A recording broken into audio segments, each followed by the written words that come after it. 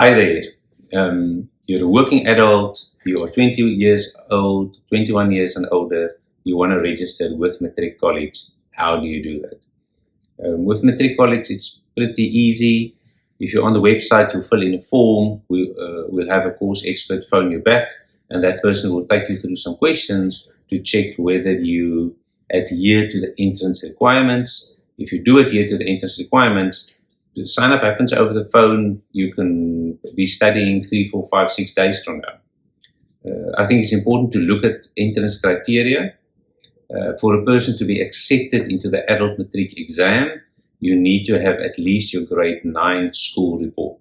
So if you don't have a grade 9 school report, that's going to be a bit of a stumbling block. If you have your grade 9 school report, you must be able to send that to us.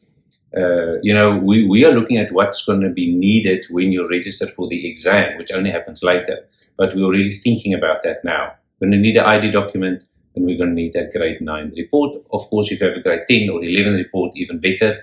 If you did matric and you have your past matric results, you're doing this to improve your matric, obviously we're going to use those past matric results as an evidence that you're allowed into the program.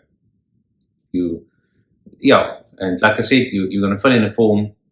We'll phone you. We'll have a course expert who really knows adult matric and how it works. The person will take you through all the detail, help you select the right subjects, which is really important. Sign you up over the phone. Submit your registration documents. That gets processed. Takes about a day, and then your first batch of study material gets couriered to you. That might take 3, 4, 5, at most, 6 or 7 working days, but it's quite fast because it's couriering. And then you start studying.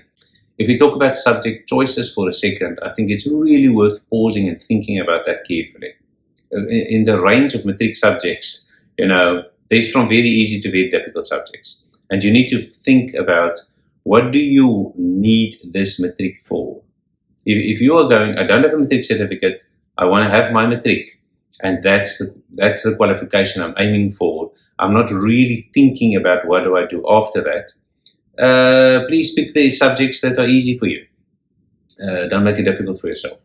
If you're thinking, I'm doing matric so that I can go to university, then you need to think which university, you need to think which degree you want to study at university. You need to look at that university's entrance criteria for that degree. Now remember, the universities don't all have the same entrance criteria for the same programs. If you want to do BCom at WITS, they might require that you have a C for maths. If you want to do BCom at UCT, they might require that you have a B for maths. So you start by looking at that university requirements, and you work back from there and check that you are picking the subjects they require, and then you also need to know what results you need to get for those subjects to get into university. Obviously, where I'm involved, we have programs you can study without matric as an entrance criteria, and we've got a lot of national diplomas that you just need a matric pass as entry criteria into those national diplomas. So, there you are. Thank you very much.